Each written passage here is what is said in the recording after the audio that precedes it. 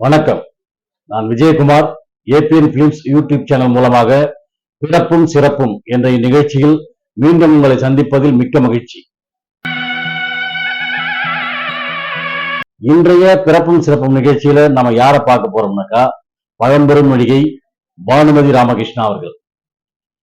பானுமதி அப்படின்னாலே ஒரு போல்டான பெண் அப்படிங்கிறது எல்லாருக்கும் தெரியும். தமிழ் சினிமா மட்டும் இல்லாமல், இந்திய சினிமா மட்டும் இல்லாமல், உலக சினிமா வரலாற்றிலேயே ஒரு பெண் பலவிதமான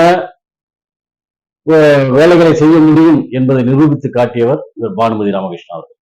அப்படி என்னன்னு கேட்டீங்கன்னாக்கா, இவர்கள் நடிகை மட்டுமல்ல, ஒரு இயக்குனர், தயாரிப்பாளர், நாவலாசிரியர், இசையமைப்பாளர், பாடலாசிரியர், பின்னணி பாடகி, ஸ்டுடியோ உரிமையாளர் என்று பன்முகத்தன்மை கொண்டவர். உலக அளவுல இத்தனை விஷயமான வேலைகளை செஞ்சு அத்தனையும் வெற்றி கண்ட ஒரு பெண்மணி அப்படின்னு பார்த்தோம்னா அது பானுமதி ராமகிருஷ்ணா மட்டும்தான்.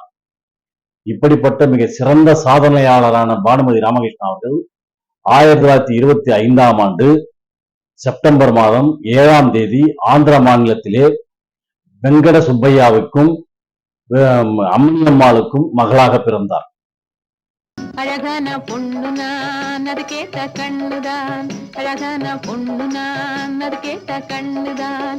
எங்கிட்டே இருப்பதெல்லாம் தன்மான ஒண்ணுதான். அழகான பொண்ணு நான், அது கேட்ட கண்ணுதான். எங்கிட்டே இருப்பதெல்லாம் தன்மான ஒண்ணுதான். அழகான பொண்ணு நான், அது கேட்ட கண்ணுதான்.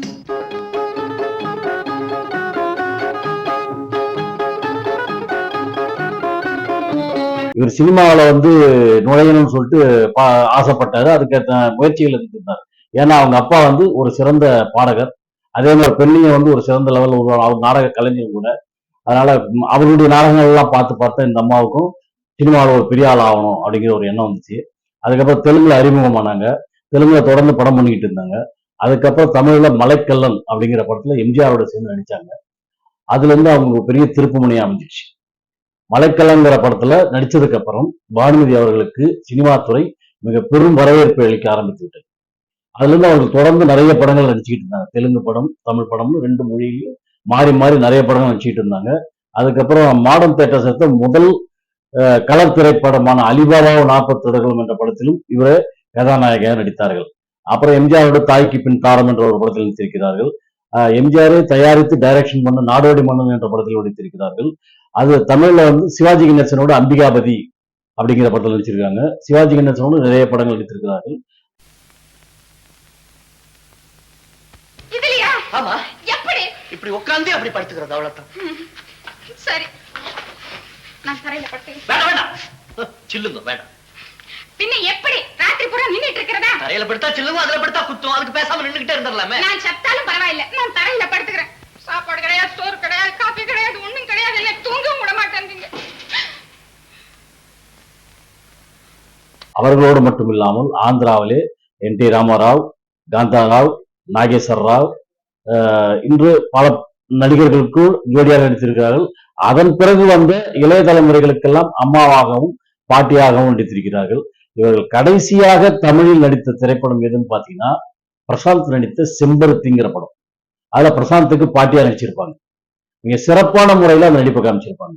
நடிப்பின் இலக்கணமாக தமிழ் நடிகைகளில் முதன்மையானவராக திகழ்ந்தவர் பானுமதி ராமகிருஷ்ணா அவர்கள். இவர் நடிச்சுக்கிட்டு இருக்கும் போது உதவி இயக்குநராக ஒரு படத்துக்கு வந்த ராமகிருஷ்ண ராவ் அவர்களை காதலித்து திருமணம் செய்து கொண்டார்கள். என்னாட்டமெல்லாம் ஒரு வேட்டையிலே தானே, நான் அதில் தவறேனே. என்னாட்டமெல்லாம் ஒரு வேட்டையிலே தானே, நான் அதில் தவறேனே.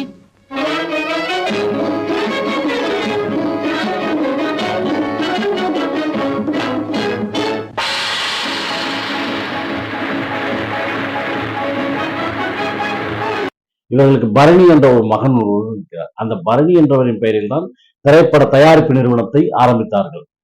அதே போல் பரணி என்ற பெயரில் ஒரு ஸ்டுடியோ வைத்தார்கள். இன்றும் அந்த ஸ்டுடியோ செயல்பட்டுக் கொண்டிருக்கின்றது. இப்படி பானுமதி ராமகிருஷ்ணன் அவர்கள் தன்னுடைய வாழ்நாளிலே ஒரு திறமையை மட்டும் காட்டாமல் அதிகப்படியான திறமைகளை வளர்த்துக் கொண்டு அவை அனைத்தையும் வெளிப்படுத்தி அனைத்திலும் வெற்றியும் கண்டவர்கள்.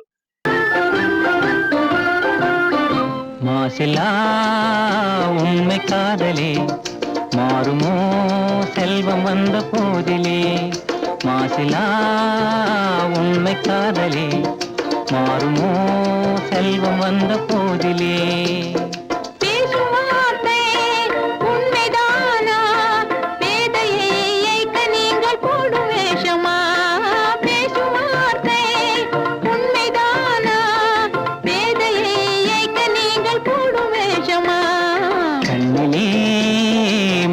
காதலே கண்டுமா சந்தேகம் எந்த மீதிலே. இவர்களே தயாரித்து இயக்கிய அன்னை என்ற ஒரு படம். அந்த படத்துல இவங்களுடைய நடிப்பு அவ்வளவு பிரமாதமா பேசப்பட்டுச்சு. இப்படி தொடர்ந்து எல்லா சாதனைகளையும் செய்து மிகப்பெரிய வெற்றியாளராக தமிழகத்திற்கு மட்டுமில்லாமல் உலக அளவிலே வெற்றியாள ஒரு பெரும் பெண்மணி ஒருவர் வெற்றியாளராக இருந்தார் என்றால் அவர் இந்த பானுமதி ராமகிருஷ்ணா என்பதுதான் உண்மை என்று கூறி, அவர் பிறந்த இந்த செப்டம்பர் 7ஆம் தேதியை பன்முகத்தன்மை கொண்ட பெண்களின் தினமாக கொண்டாடுவோம் என்று கூறி விடைபெறுகிறேன். நன்றி, வணக்கம்.